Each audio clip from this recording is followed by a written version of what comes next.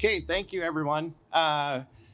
We always thought it was kind of important that we wanted to hit from a farmer standpoint some of the viewpoints and work that we're doing at Northarvest.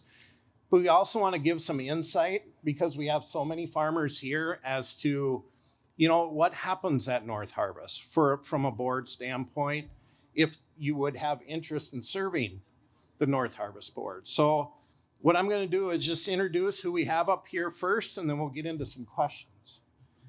So our first one is President Eric Samuelson, and maybe you just want to wave. President Eric Samuelson, he's from Crookston, Minnesota. We have Eric Jorgenson, Vice President, and he's from Leeds, North Dakota. We have Roger Carignan. He is the chair of the North Dakota Dry Bean Council. And we have Norm Krause, who's the treasurer for the Minnesota Dry Bean Research and Promotion Council, and he's from Nisswa. So we're going to start with just some questions, and we're going to let them each answer all these questions round robin.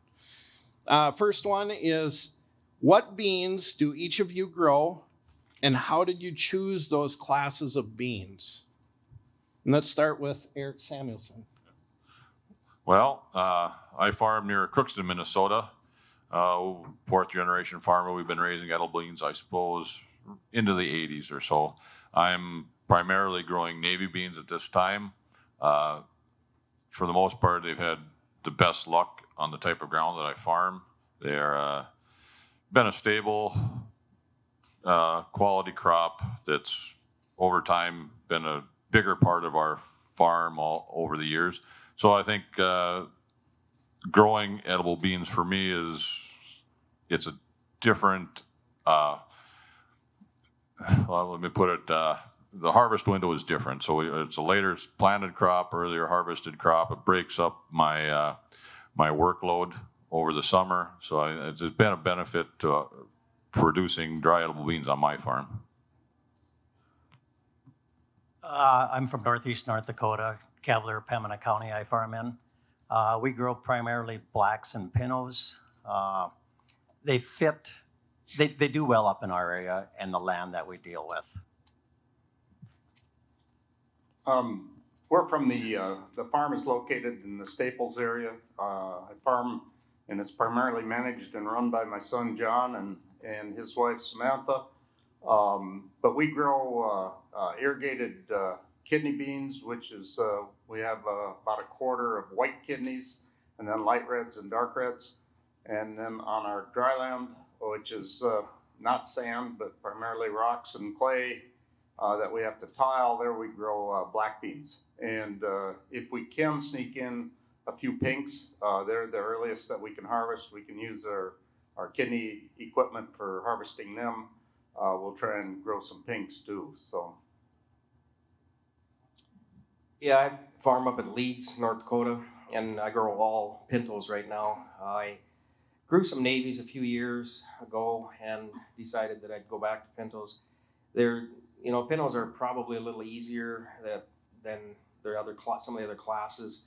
Blacks, I thought about trying them, but they can have issues if they get too dry with cracking, and pintos are maybe a little more forgiving with that. And I didn't do well. The navies just didn't do well for me. I found where I did better with pintos. Thank you. I always find it interesting that how the guys decide what they're going to grow based on their region, and they're always doing research on their farm to find out what works best for me. Next question is, can each of you share why you were interested in being involved at Northarvest or your respective state council? Okay, I guess I'll lead it off again. I was approached by a neighbor. He was retiring off of this Northarvest board, and he approached me and came to my shop and asked me, would you be interested in taking my spot on the Northarvest Dry Bean Association? I said, well, I don't really know much about it. I mean, at that time, I hadn't been involved much, probably hadn't even been to Bean Day. But being involved on several different local boards, I said, you know what, this is a good opportunity to get out of my, safe zone. This is very diverse group of people. We cover a large geographical area between North Dakota and Minnesota. So it was an excellent opportunity for me to be on a board that is maybe a little bit different than you would normally have when you're on a local board where you're probably involved with maybe the same people time after time. I guess I've always had an interest in dry beans. My dad grew them on the farm many years ago, so I had an opportunity to get on the board. I was approached by a neighbor also, so I had that opportunity and took it, and here I am. I guess in my case, I started out, I grew up on a dairy farm, and then I became the director of the Central Lakes Ag Center at the time. It was called at Staples. And now that center is still going. I worked there 20 plus years and became interested in the research that we were doing there on dry edible beans. And then once I retired from there, I took an early retirement and expanded our farm. I had always had a farm, expanded that. My son became involved and helped a lot. And we started growing irrigated kidneys in a rotation with potatoes and usually corn or a small grain. So that's how I became interested in dry beans. And then when I heard about the opportunity, I was encouraged by someone to apply to be on this board. This board is tremendous in that it's all producers. And those producers, I mean, are all business people that know how to manage business and their farms. And that money that is generated by all of us producers is very well spent. Let me tell you, it's if there's anything being on a board that, you know, what really makes you feel good after you've been there is that these producers take seriously their responsibility to invest wisely on the checkoff dollars that are given to this organization. Yeah, I started raising edibles in the 90s, and I've always, well, and I'm mainly because I was looking for another rotational crop, you know, in something other than canola or sunflowers. We had to get out of sunflowers because of disease, and I was always interested in edibles and always wanted to try it. And my dad always discouraged me and said, "Oh, well, you can't grow them here." And I said, "Well, the neighbors are doing it." And so I finally just did it, and Dad said, "Okay," you know. And so I grew them, and they were good, and had them again the next year, and really grew to really like them. They did well on our farm, and you know, I started getting the magazine. I was reading through and realized, didn't know they had a grower board, saw that they had a grower board, and I always thought, well, you know, it'd be fun to, you know, participate or try to get on the board and do what I can to try to better this industry and work for the grower to try to, you know, come up with new technology and seed and, you know, different types of, you know, outlets for the beans, you know, buyers and that, work on that. And so I was approached, one of my neighbors was on the board, and he had termed out, and he asked if I'd be interested in running, and I said, sure, I'll put my name in, and got elected. And it's been an honor to serve you. I just, like Norm said, you have a great board of directors here. I've been on I am on other boards, and I can't say enough about these guys, how they work together. We can disagree, but at the end of the day, if there's an issue we got to vote on, we vote. It passes, fails, whatever, and we're all still friends. And I'll say again that yes, the checkoff dollars are spent very wisely. Everything is all accounted for, and we discuss things at great length sometimes if it's going to be beneficial for the grower or not, and then we make a decision. And if we feel it is, we go for it. That's great. So we hear a little bit about the checkoff. The checkoff is 10 cents per hundredweight. That's what funds our organization. It funds the activity that we do. And so one of the questions I want to ask the growers, why is the dry bean checkoff so critical to you as a farmer? Well, today, this is your checkoff dollars at work. These presenters, these researchers that are working for you throughout the year, it takes a group of growers like this to collaborate, to pool our money, to go out and support and organize and find research that are going to benefit us on our farms. And I think this organization has been good at that. We use your checkoff dollars wisely to the best of our ability to return profit to you on the farm. I got to agree with that. Without the checkoff dollars, we wouldn't be sitting here today. With the research of the varieties, the new beans coming out, the diseases that we have, that's where all your checkoff dollars go to, all those items. So it's greatly appreciated. As I've been on the board, I'm on the Minnesota Council, but then was elected chair of the research committee. And that has really opened my eyes as to the responsiveness of the universities when it comes to research.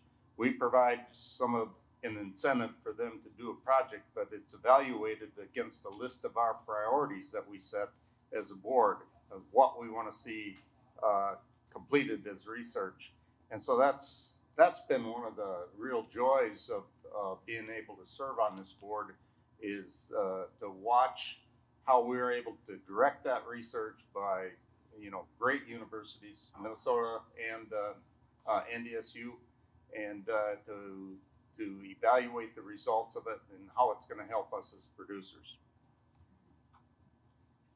Yeah, I guess I don't know what else I can say. They pretty much said it all, but the checkoff dollars are very, very important. Like he said, we wouldn't be here today if we didn't have that checkoff dollar. And I also am on the research committee, and that's another thing I didn't realize on this board. There's numerous committees where your checkoff dollars are being spent, and whether it's for promotion or research or this and that. But it's yes, it's very valuable to you as a producer. This and to me, this checkoff dollar, it is really getting well used and well spent. Okay. Can each of you tell the membership one thing you did not know about Northarvest before getting involved with the board or council? Well, just how diverse it is. Again, I covered the big geographical area, different farm sizes, different personalities, different types of classes of beans. And then once you get on the board, what they do. There's research, promotion, communication. There's so many different facets within the organization that we work on. It's just amazing that all those cogs in that wheel keep turning. I guess the big thing I didn't realize when I got on the board was the classes of beans that Northarvest grows in the wide area. It's incredible, and the volume that we produce compared to the world or the U.S. even. I mean, it's unreal. Yeah, we looked at it, and I think it's 60% of all the beans produced in the United States is produced in the Northarvest region, which is huge. I mean, and it's a great crop for this area. It gives us some variety in choosing. It's not just a corn soybean area, but it's also a dry bean area. So, and the other thing I didn't realize is I sit on the insurance committee, crop insurance committee, that we go around the room and we set the price for the different crops and determine what that is for for crop insurance. So I didn't realize that, and that's been a very interesting work with RMA and set that every year. Yeah, I'll add to that. I guess the main thing I didn't realize is all the different committees that we have on this board, or that we serve on, and all the different areas that the board works to, promote and help you growers and growing dry beans and whatever need you might have, and the crop insurance committee too. I didn't realize that your crop insurance committee actually came up with the revenue product and brought it to RMA, and that's how that got established. It was your board of directors that did that for you. So we're talking about committees. Just to give everybody kind of an idea, what committees do you guys serve on at Northarvest? Okay, currently I serve as president, so I am basically ex officio to all committees. I sit in on, listen to these guys, run their committee meetings, and let them decide which direction that to take their committee. I've also in the past served on research and scholarship committee. Been a big one for me. I mean, we brought one of our recipient winners here today. I mean, that's again another facet, another benefit to you as growers to see that next generation take interest in dry elbow bean farming. Currently, I serve on the crop insurance committee, and also I represent Northarvest on the U.S. Dry Bean Board. As I said before, I chair the research committee, sit on the crop insurance committee and promotion committee, and I think I've worked some on the policy committee too. Yeah, I'm on the research committee, promotion committee, and legislative committee, policy and nominating, and scholarship. You can see we're very diverse. The guys do a lot within the organization. What would you tell a young farmer considering growing dry beans are the pros and cons of growing the specialty crop? Well, it's when we first started, there's the uncertainty of trying something new. It's not for everybody. Even with the research today, edible beans aren't growing on every acre all the time, so you have to have a suitable amount of land to grow a productive crop. Logistics of getting it hauled and moved. It's a farm to table type product, so I mean it's considered ready to eat. So it's a product that I think with the talk today, it's going to become more important. So I think it's a good avenue for a young farmer to look at. There's definitely challenges with growing dry beans. Personally, I've seen growing dry beans, your land for the next year is excellent shape to grow a crop the following year. The biggest con I have probably is dry beans don't like water. If it's a wet year, it's not good for dry beans. It's tough. I guess what I would say is it's a specialty crop. It's a little higher cost to put it in, so it's a higher risk, but it's also a higher reward. I think I talked with my son here just last night, and he said 1/3 of our acres produce 2/3 of our revenue. So that's the potential that you have with dry beans. It's 1/3 of our acres of dry beans produce 2/3 of our total farm revenue.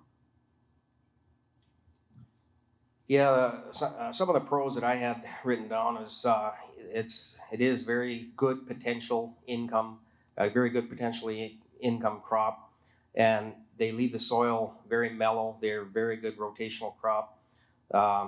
Also, it's for weed control, a good rotational crop for your weed control. And under the cons, I would say it can be tough harvest conditions. Seems like I've seen everything, but every year it's different. And last year again was kind of weird, tough harvest conditions. We got them off, but it wasn't easy. And they are more expensive to put in than say like soys or a different crop, but the return is better.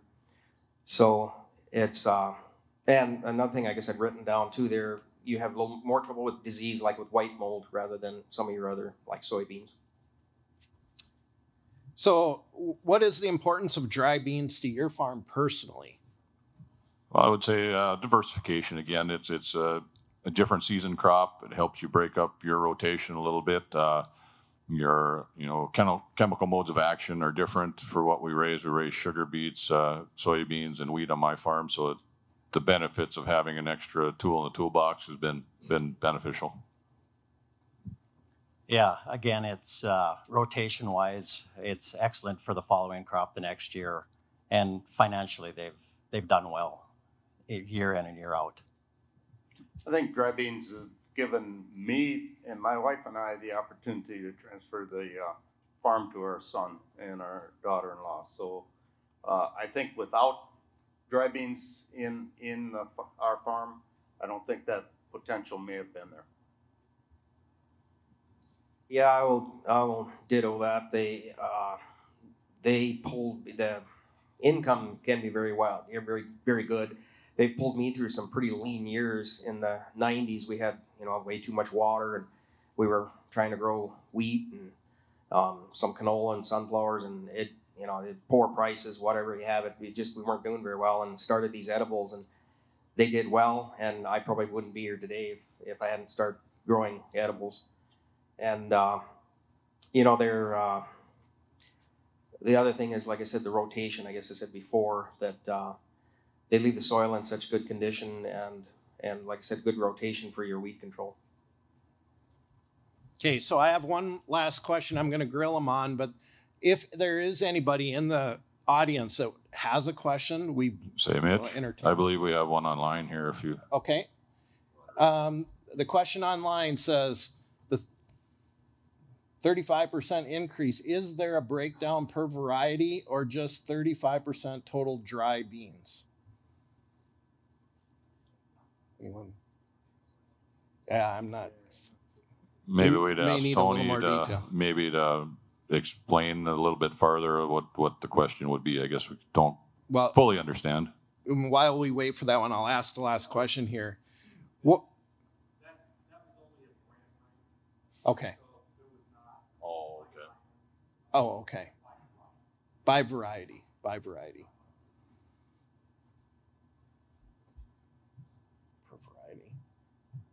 So you're saying, go ahead and ask the question, Tony. What? Ask the question. What? Oh, gotcha. Okay. Here we go. Sorry about that. Here's our last question then. What kind of personal commitment does it require to participate in the board of directors? Well, there is a certain personal commitment to this board. We have a meeting quarterly, 4 times a year, then along with Bean Day. And when you're on the committee, there's other commitments above and beyond your regular meeting. But again, I think it's a very excellent board to be a part of. It's grower driven. The issues come from the growers. They're decided by growers. So if anyone's willing to look into serving on this board, it'd be highly recommended. Yeah, I guess I don't know if I have anything to add to that besides the committees that you're on. It's just not the day that you're on them when we have the meetings 4 times a year. There's things to do to check into to fulfill that commitment to that committee. That takes time away from the meetings. It is a commitment. It's, if we meet quarterly, it's probably a day and a half on each one of those quarterly meetings that we have. The toughest one for me is the summer meeting. Usually it's a 2-day meeting. And that's a time when there's irrigation going on in our case. So that would be the toughest. The rest are, it's flexible. Most of the time, if there's a major conflict with a bunch of the board members, or there's still harvest or something, that changes. So that's what's really nice about this, is it's a producer-driven board, and it's the meetings are pretty well directed towards that flexibility. And then once you're at those meetings, I mean, it's a great opportunity to hear different practices and what everybody else's crop is doing in the whole Northarvest region. So I would strongly encourage, and I'm a senior member of the board now, I think, or one of them, and strongly encourage younger people to get involved with this board. It's a great board to be on. Yeah, I wouldn't say that it takes a tremendous amount of your time. It's definitely a commitment. One of the things there's a lot of different trade mission trips that go on, and that'll take some time. It depends on how many you want to go on. You can sign up for them and go to these different countries to promote and try to sell beans, and there's that, and then there's our 4 meetings a year. But it's not. It doesn't require a lot of your time. So I want to thank our panelists. I would suggest if anybody has more interest in learning about Northarvest, reach out to these guys, talk to them. They're here as a resource. Call us at the office, but we'd love to get more advocates for dry beans. Thank you, guys. Thank you.